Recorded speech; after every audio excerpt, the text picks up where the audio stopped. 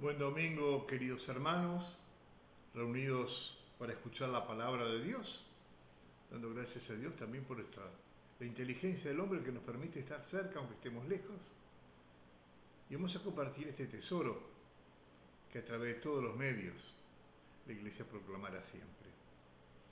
Vamos a escuchar el Evangelio de San Mateo en este tercer domingo durante el año. Y lo escuchamos abriéndonos a la fe en el nombre del Padre, del Hijo y del Espíritu Santo. Y nos dice así Mateo: cuando Jesús se enteró de que Juan había sido arrestado, se retiró a Galilea y dejando Nazaret se estableció en Cafarnaúm, a orillas del lago, en los confines de Zabulón y Neftalí, para que se cumpliera lo que había sido anunciado por el profeta Isaías. Tierra de Zabulón, tierra de Neftalí, camino del mar, país de la Transjordania, Galilea de las naciones. El pueblo que se hallaba en tinieblas vio una gran luz. Sobre los que vivían en las oscuras regiones de la muerte se levantó una luz. A partir de ese momento Jesús comenzó a proclamar: conviértanse porque el reino de los cielos está cerca. Mientras caminaba a orillas del mar, en Galilea, Jesús vio a dos hermanos, a Simón llamado Pedro y a su hermano Andrés, que echaban las redes al mar porque eran pescadores. Entonces les dijo: síganme y yo los haré pescadores de hombres. Inmediatamente ellos dejaron las redes y lo siguieron. Continuando su camino vio a otros dos hermanos, a Santiago, hijo de Zebedeo, y a su hermano Juan, que estaban en la barca con Zebedeo su padre arreglando las redes, y Jesús los llamó. Inmediatamente ellos dejaron la barca y a su padre y lo siguieron. Palabra del Señor. Un texto sencillo, pero que nos habla tantas cosas, tanto nos enseña. Lo vemos a Jesús en este comienzo de su ministerio. Todavía la liturgia nos está manteniendo en estos comienzos antes de empezar a caminar con Él. Y es importante porque estamos viendo hasta dónde llega el misterio de la encarnación, Dios que se hace hombre. Porque hoy lo que se nos va a mostrar es que Dios se hace hombre, pero salva como hombre y salva con los hombres. Y acá vamos a ver a los primeros que va convocando.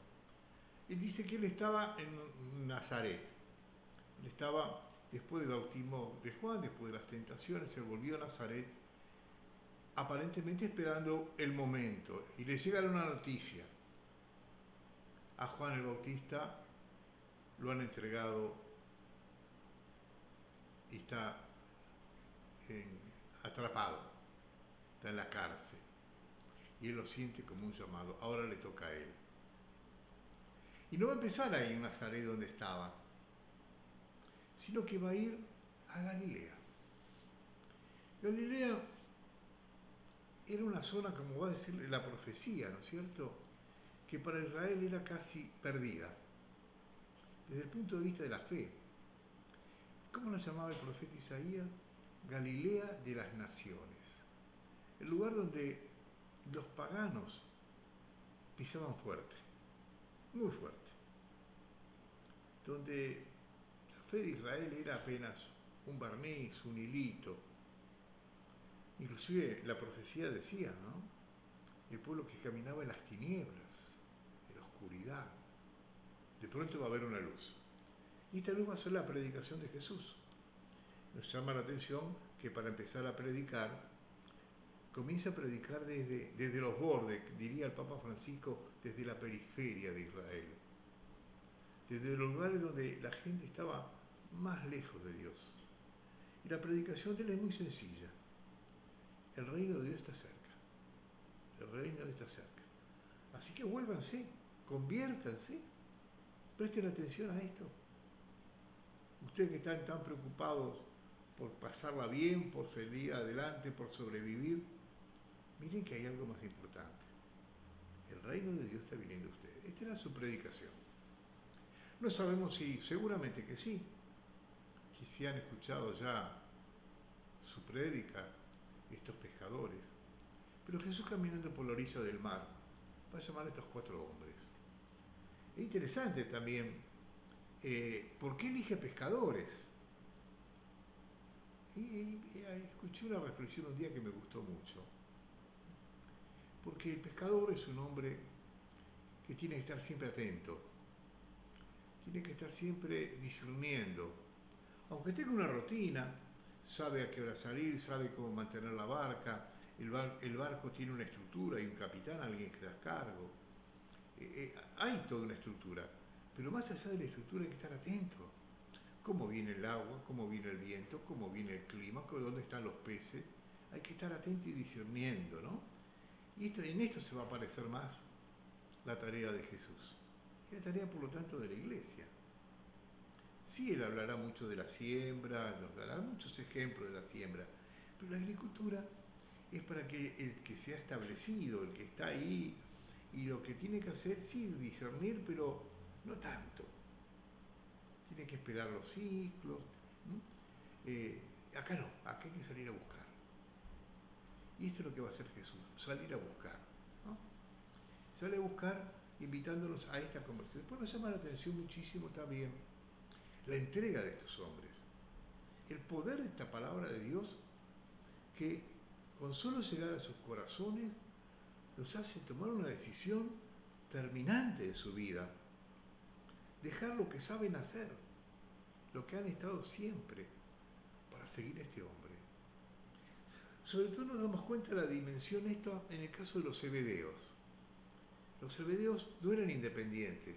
Pedro sí, era seguramente el patrón de la barca que trabajaba con su hermano Andrés. Pero Juan y Santiago tenían a su padre, que estaba a cargo de la barca, y dependían de él. Él era como el que tenía que tomar las decisiones y garantizarles la vida. Ahora se ponen en manos de Jesús.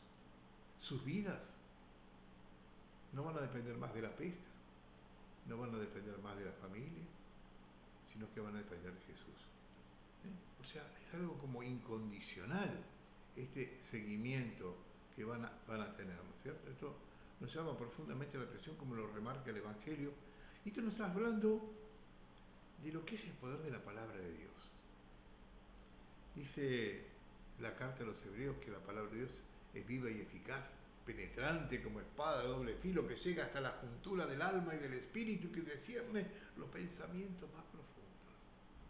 Qué hermosa definición de lo que es la palabra. Porque la palabra de Dios nos atraviesa realmente, nos conmueve, tiene algo. Es que está Jesús ahí. Jesús es la palabra. Por lo tanto, cuando la iglesia predica a Jesús. Y si no está Jesús en su palabra, no sirve para nada. Yo puedo enseñar los valores del Evangelio, la belleza, pero si no está Jesús vivo en la palabra que comparto, no voy a tocar los corazones. Tocaré las mentes, propondré cosas lindas, habrá camino para realizar, pero lo que lleva a dejarlo todo, a convertirse de verdad, es la presencia viva de Jesús en la palabra. Solo Él lo hace. Por eso lo que siempre tiene que hacer la iglesia es ser portadora de la palabra del Señor. O sea, no de palabras propias, sino de palabras del Señor, lo que Dios quiere decir. Y siempre hay que discernirlo. Siempre hay que discernirlo. ¿Qué es lo oportuno? ¿Qué es lo que Dios quiere para esto? Y el discernimiento no es el juicio mío, sino siempre es la oración que pregunta, Señor, ¿qué es lo que tú quieres? Y Él nos va a ir iluminando. Él va siempre a guiar a su pueblo. Siempre tenemos que ir detrás de Jesús. No ponemos por delante. Y esto también nos está hablando, yo les decía al principio, la dimensión de la encarnación que nos hace parte de la salvación. Dios nos salva con nosotros mismos, pero con todos, con la iglesia. La iglesia entera tiene que ser portadora de la palabra. Y iglesia somos todos los bautizados, todos los que hemos recibido la gracia de ser hijos de Dios. Todos tenemos la tarea de ser portadores y comunicadores de esta buena noticia para la humanidad. Una humanidad que depende de esa luz que llevemos nosotros, si no seguirá en oscuras. Y en el ambiente que estemos, en el estado que estemos de vida, en la tarea que tengamos, siempre tenemos que ser portadores de la palabra. No siempre tendremos que ser catequistas, ni ministros, ni predicadores, pero siempre ser portadores de la palabra. Para eso tiene que estar viva mi corazón. Tengo que estar en ella, fundamentar mi vida en ella, querer agradar en ella.